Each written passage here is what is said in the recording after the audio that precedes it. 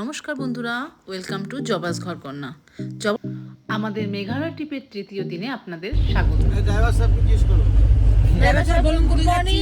Good morning. এখন যাব Asia clean village Mawlynnong, Dawki river, Bangladesh border, আচ্ছা, আবার লিভিং রোড ব্রিজ, এখানে যাব। বাহ, খুব ভালো। আমরা সারা রাতের পরে এখন বেরোচ্ছি। কোথায় যাচ্ছি? ডাউকি রিভারে যাচ্ছি। যাচ্ছ না?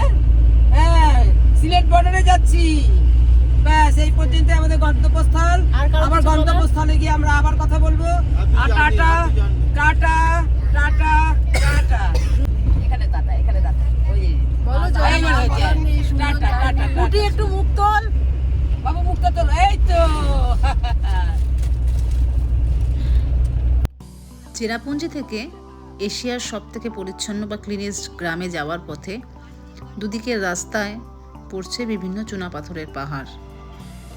আর এখানকার রাস্তাঘাট এত পরিচ্ছন্ন আর দুদিকে এতটাই সবুজের আস্তরণ যে মন একদম ভরে যাচ্ছিল সকাল সকাল।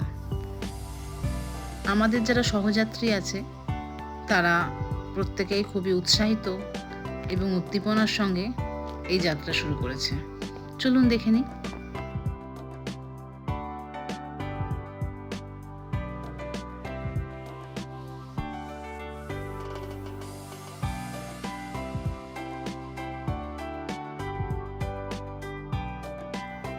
এটি একটি চার্চ, চেরাপুঞ্জির খুব প্রাচীনতম চার্চ, যেটা ইংরেজ আমলে এটা তৈরি করা হয়েছিল। এটা এখন হেরিটেজ প্লেসে পরিণত হয়েছে। তো আমাদের একজন যে মাসি ছিলেন, তিনি আবার খ্রিস্ট ধর্মে দীক্ষিত।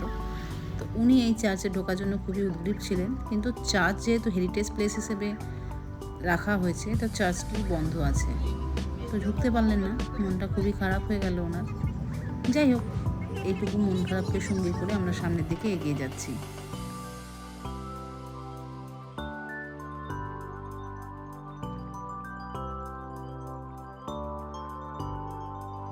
চেরাপুঞ্জি থেকে এশিয়ার ক্লিনেস্ট ভিলেজের দূরত্ব এতটাই বেশি যে প্রায় যেন এই পথ না শেষ হয় এভাবে গাড়িটি চলছিল। গাড়িটি যথেষ্ট স্পিডেই আমাদের চলছে, তবু অনেকটা রাস্তা। প্রায় 8টায় বেরিয়েছিলাম। আমাদের নির্দিষ্ট গন্তব্যে পৌঁছতে পৌঁছতে প্রায় 11:30 হয়ে গেল।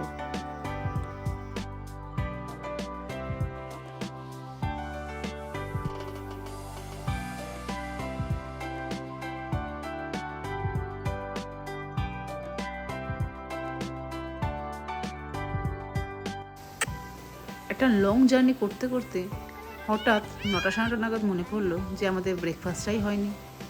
তা আমরা সুন্দর দেখে একটা জায়গা চুজ করে, ঠিক এই যে এই জায়গাটিতে, এটা ড্যাম টাইপের রয়েছে, এর পাড়ে বসে আমরা প্রত্যেকে আমাদের ব্রেকফাস্টটা সেরে নিলাম।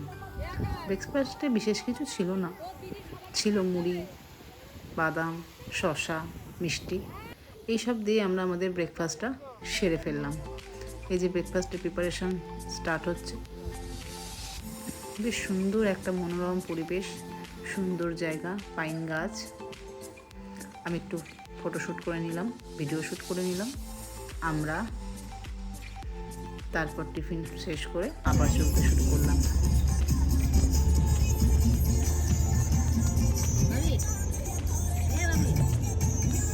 শিখেছি আমাদের first view point, Meghalaya view point. এখানে সিঁড়ি দিয়ে উঠে অনেক রকমের গাছ রয়েছে এবং এখানে মেঘালয় ড্রেস পরে বিভিন্ন ফটোশ্যুট করার জায়গা সকলে করছে, যার ইচ্ছে হচ্ছে। আর এখানে একটা রয়েছে স্পট, যেখানে দাঁড়িয়ে দিয়ে গোটা মেঘালয়ের ভিউটাকে নেওয়া যায়। বেশ উঁচু। আমিও পুরো মেঘালয়ের যে ভিউটা, পাহাড়ের ভিউটা, এই সকাল সকাল রোদ্দুজ্জ্বল একটা পরিবেশে দেখুন আমার ছেলে জাহিন্দ করছে এত পতাকা ওরা দেখে, দেশমাতার প্রতি তার ভক্তি নিবেদন করছে। আর ওদিকে সকলে বিভিন্ন জায়গায় ছড়িয়ে ছিটিয়ে রয়েছে। ভিউ পয়েন্ট থেকে বেরিয়ে খানিকটা দূরেই এই যে রাস্তাটি এত খারাপ, চতুর্দিকে পাহাড়গুলিকে কেটে কেটে লোকাল যারা মানুষ দফা করেছে এবং রাস্তাটির অবস্থাও এত খারাপ যে গাড়ি প্রায় এগোচ্ছেই না। আমাদের নেক্সট যে গন্তব্য সেটা হলো লিভিং রুট ব্রিজ, যেখানে গাছ তার নিজের শিকড় দিয়েই মানুষের চলাচলের জন্য ব্রিজ তৈরি করে ফেলেছে।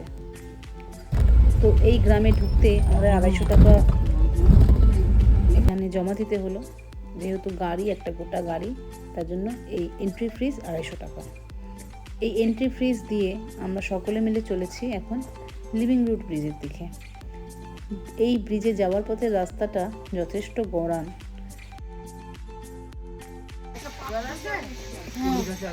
জল নিয়েছে কোন দিকে, ডান দিকে না কোন দিকে?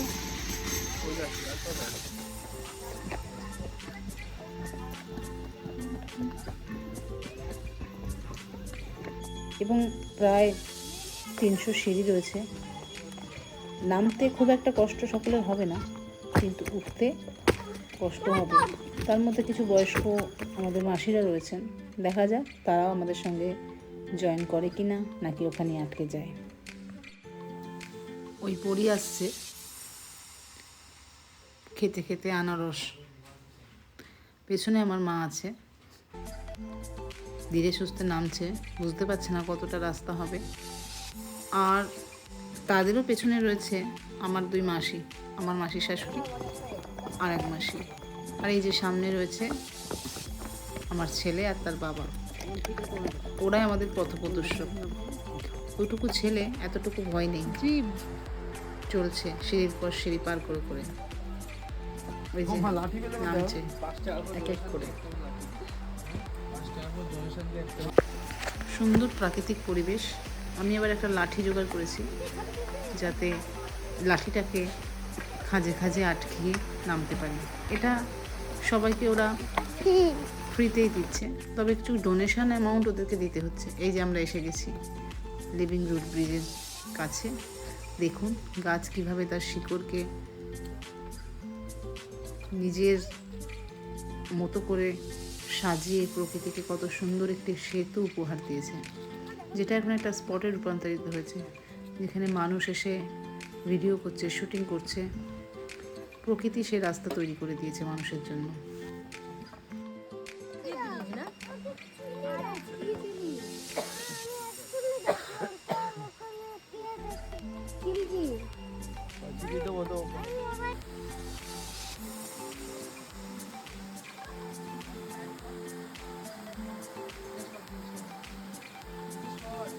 সকলের ফটোশ্যুট শুরু হয়ে গেছে, সকলে মিলে ফটো তোলাতুলি চলছে। আমি তো প্রাণ ভরে প্রাকৃতিক দৃশ্য উপভোগ করতে লাগলাম, আর সবাই সবার মতো শুটিং করছে, করুক।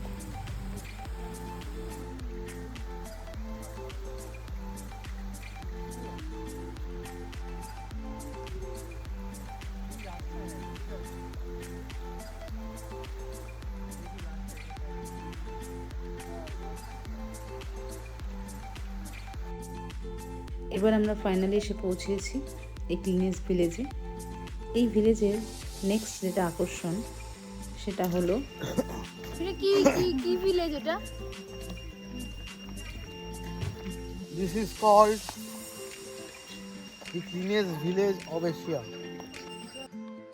Tree house. একটি বাম্বু ট্রি হাউস রয়েছে, যেটা বাঁশের সাঁকোর মতো করে গাছের ওপর অব্দি রয়েছে, যেখান থেকে আমরা মেঘালয়ের ভিউ দেখতে পারি। এই সেই ট্রি হাউস উইথ বাম্বু, এটা বাঁশ দিয়ে তৈরি হয়েছে, সিঁড়ির মতো করে সকলে উঠছে, যার এন্ট্রি ফিস প্রত্যেকের জন্য 40 টাকা করে। ট্রি হাউস এক্সপ্লোর করার পর আমরা ফাইনালি এসে পৌঁছেছি প্রায় ডাউকি রিভারের খুব কাছাকাছি, যেখানে এই জলপ্রপাতটা পড়ে এবং দুদিকে রয়েছে বাংলাদেশ এবং ভারতবর্ষের সিলেটের বর্ডার। বাংলাদেশের যে বর্ডার সেটা হলো ওই নিচু যে সমতল নদী এবং জল, ওখানেই রয়েছে বাংলাদেশের সীমানা, আর এই উঁচু যে স্থলভাগ সেটা হলো আমাদের ভারতবর্ষ। দেখতে দেখতে আমরা মোটামুটি 4টে নাগাদ এসে পৌঁছালাম ডাউকি রিভারের খুব কাছাকাছি এবং টিকিট কাউন্টারে। টিকিট কাউন্টার থেকে টিকিট বুক করতে 2টো ডিঙি, আমাদের এক একটা ডিঙিগুলো মানে বোটগুলো লাগলো 800 টাকা করে। আমাদের মোট 3টে বোট লেগেছে এবং এক একটা বোটে 3 জন করে থাকবে এবং যার ফিস হলো 800 টাকা। একটা বোটে ছিল আমার মা, ভাই আর আমার মেয়ে। সেকেন্ড বোটে ছিল আমাদের 3 মাসি এবং আমার ছেলে। আর আমাদের বোটে ছিলাম আমি আর অরিন্দম দুজনে। প্রায় সন্ধে হওয়ার পথে তবুও জল দেখাই দিয়ে হবে না। আমাকে 800 টাকা করে গুনে গুনে দিয়ে আমরা এই সান্ধ্য ভ্রমণে বেরিয়ে পড়লাম বোটিং করতে। নদীর জলটা সন্ধেবেলায় কেমন ডিপ একটা সবুজ রং আসছিল, যেটা সূর্যের আলো পড়লে একদম চকমক করে এবং একটা হালকা সবজি কালার আসে। এবং এটি যেহেতু এশিয়ার সবথেকে ক্লিনেস্ট নদী, তাই এর মধ্যে যদি সূর্যের আলো পড়ে তো এর একদম তলা অবধি আমরা পরিচ্ছন্নভাবে দেখতে পাবো। কিন্তু এখন যেহেতু প্রায় সন্ধে নেমে আসছে, তাই কিছুই বুঝতে পারা যাচ্ছে না। তাই আমি ঠিক করলাম যে আজকে তো আমি বোটিং করলাম, সে ঠিক আছে, কিন্তু আমি নেক্সট দিনও আবার ডাউকি রিভার বোটিং করব, কারণ আজকের রাতে আমাদের এখানেই স্টে। যাই হোক, ছেলে খানিকক্ষণ পর আবার আমার কাছে চলে আসলো, কারণ ওর ওদের কাছে ভালো লাগছিল না। তো আমি আমার ছেলেকে নিয়ে একটু ফটোশ্যুট করে নিলাম।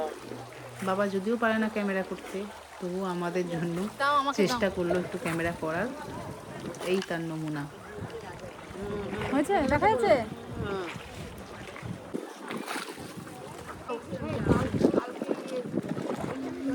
বাবা টাকা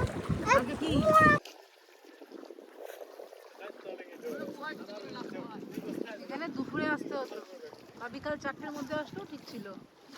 দেখতে তাও আমরা তো কোনো জায়গায় দাঁড়াইনি, 1 মিনিট সময় নষ্ট করে দিই। যাই হোক, সন্ধে হয়ে আসছে, এখনই আমাদের বোটিংও শেষ হয়ে যাবে, আমাদের হোটেলে ফিরতে হবে। সারাদিনের জার্নির পর সকলেই খুবই ক্লান্ত, হোটেলে ফিরে রেস্ট করবে, ফ্রেশ হবে। আমিও আমার ব্লগটা এখানেই শেষ করছি। যদি আমার ব্লগটা ভালো লাগে থাকে তবে অবশ্যই একটা লাইক, কমেন্ট আর প্লিজ চ্যানেলটা সাবস্ক্রাইব করে দেবেন। সকলকে টাটা, গুড নাইট, শুভরাত্রি।